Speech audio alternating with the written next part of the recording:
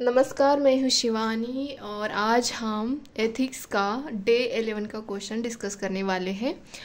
तो क्वेश्चन है, स्वामी विवेकानंद का कोट है, तो इसको हम आज डिस्कस करेंगे।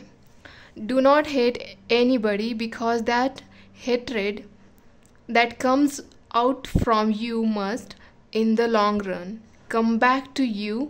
If you love, that love will come back to you, completing the circle. तो ये स्वामी विवेकानंद जी का कोट है, तो हमें इसको डिस्कस करना है। तो मैं ज़्यादा टाइम नहीं लूँगी। अगर आपको ऐसा लगता है कि इसमें टाइम ज़्यादा लग रहा है तो आप इसकी मतलब वीडियो का जो स्पीड होता है ना, तो उसको बढ़ा के भी आप देख सकते हो। तो चलो हम देखते हैं। मैंने इंट्रोडक्शन में यहाँ पे एक कर्मा थेरी का यहाँ पे लिखा है थोड़ा सा, मतलब 2 line. As per karma theory a man turns into something good by good action and into something bad by bad action.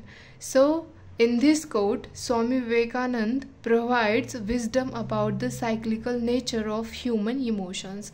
Human emotions कैसे होते हैं, इसी के ऊपर ये कोट्स है कि मतलब हेट भी एक इमोशन ही होता है, और जो हेट है ये निगेटिव इमोशंस होता है, और जो लव है वो पॉजिटिव इमोशन है। तो हमें देखना है कि ये हेट्रेड की साइकिल कैसे मतलब कैसे इसका रिटर्न आता है, और लव की साइकिल होती है उसका रिटर्न्स क्या मिलता है।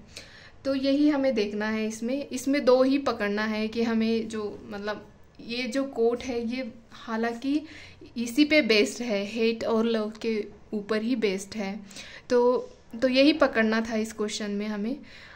मैं आपको एक बताना चाहती हूँ कि मैं जब फर्स्ट टाइम कोटेशन के ऊपर आंसर लिख रही थी तब मेरे लिए बहुत डिफ़िकल्ट होता था। तो आप भी वैसे ही डिफ़िकल्ट फील करते होंगे और इसी वजह से आप क्वेश्चन लिखते नहीं होंगे। तो प्लीज़ ऐसे मत करिए। अगर आप लिखेंगे नहीं तो आपको कभी समझ में नहीं आएगा कि इसमें लिखना क्या है। तो आप प्लीज़ लिखते रहिए, प्रैक्टिस करते रहिए। प्रैक्टिस बहुत ज़रूरी है। तो अब हम क्वेश्चन देखते हैं। तो मैंने यहाँ पे मतलब हेडलाइन डाली है कि हेट्रेड साइक्लिंग बैक। तो इसके मैंने एग्जांपल दिए यहाँ पे, हेट स्पीच एंड कम्युनलिज्म। तो ये कैसे होता है, इफ़ यू हेट समवन और something it will come back to you eventually. At the end वो आप ही के पास आएगा। अगर आप हेट मतलब कुछ गलत मतलब एक तिरस्कार भावना से किसी के बारे में बोल रहे हो तो वो रिटर्न में आप ही के पास आएगी, भले ही कुछ टाइम के बाद आएगी लेकिन आएगी ज़रूर। तो इसमें मैंने यहाँ पे एग्जांपल भी दिया है कि दिल्ली वायलेंस और ये अभी रिसेंटली हम नह वायलेंस जो है हरियाणा का जो ये एरिया है वहाँ पे हुआ है 2023 में। ये कम्युनलिज्म का एग्जांपल है नह वाला। तो यही मतलब अगर हेट मतलब तिरस्कार भावना होगी तो यही हाँ उसके रिजल्ट होंगे ना। तो यही है। तो सेकंड मैंने यहाँ पे rise and fall of Hitler's का यहाँ पे मैंने एग्जांपल दिया है कि मतलब हिटलर की जो पॉलिसीज़ होती रहती थी, जैसे कि हॉलोकास्ट सबसे हॉरर उन्होंने किया है, वो सबसे भयंकर था वो। और वो हमने मतलब जर्मनी ने तो देखा ही देखा है, बट हमने पूरे वर्ल्ड ने भी ये देखा है। तो इसके मतलब परिणाम कितने बेकार होते हैं। जब आपके अंदर तिरस्कार आ जाता है तो उसके रिजल्ट आपको तो भुगतना ही भुगतना, मतलब खुद हिटलर को तो भुगतना ही पड़ा, उसको एट द एंड उसको सुसाइड करना पड़ा, और बाकी वर्ल्ड्स को भी उसका भुगतना पड़ा।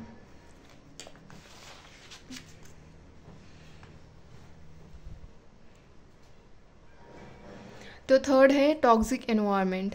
जैसे कि मैंने यहाँ पे एग्जांपल दिया है कि अभी इजराइल पैलेस्टीनियन जो है उसका जो कन्फ्लिक्ट चल रहा है, तो इसकी वजह से एनवायरनमेंट कितना ख़राब हो रहा है। टॉक्सिक का मतलब यही होता है कि ख़राब, एकदम बुरे लेवल पे चल रहा है।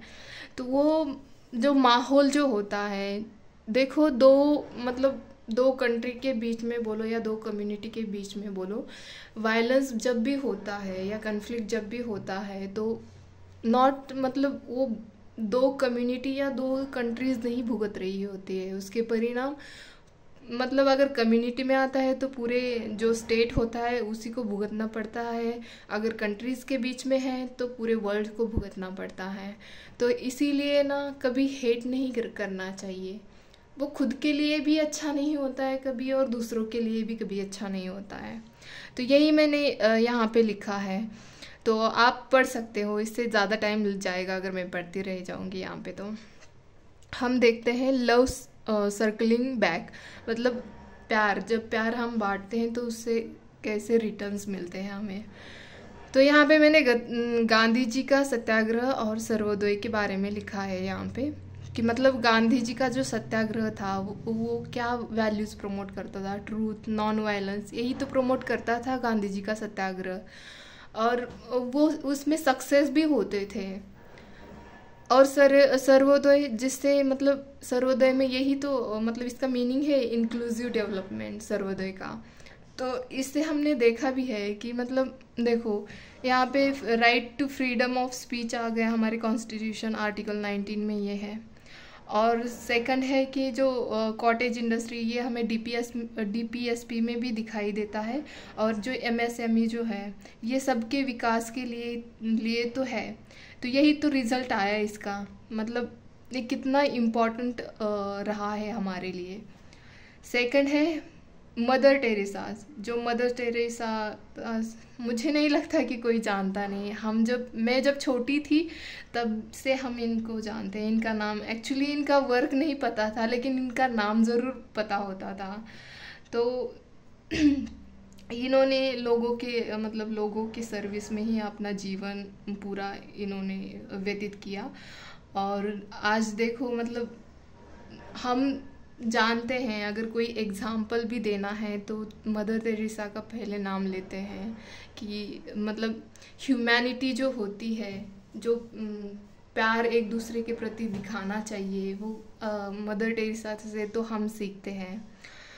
तो फिर लास्ट में यहाँ पे मैंने कंक्लूड किया है, the future lies in building bonds of care and trust. So love and hate have magical transforming powers. The choice of love over hatred can fuel and place the world in the cycle of peace and prosperity. तो यही तो मतलब है इसका, love and hate का। तो ये हमारी चॉइस है कि हमें क्या करना है, लव से जीना है या हेट से जीना है।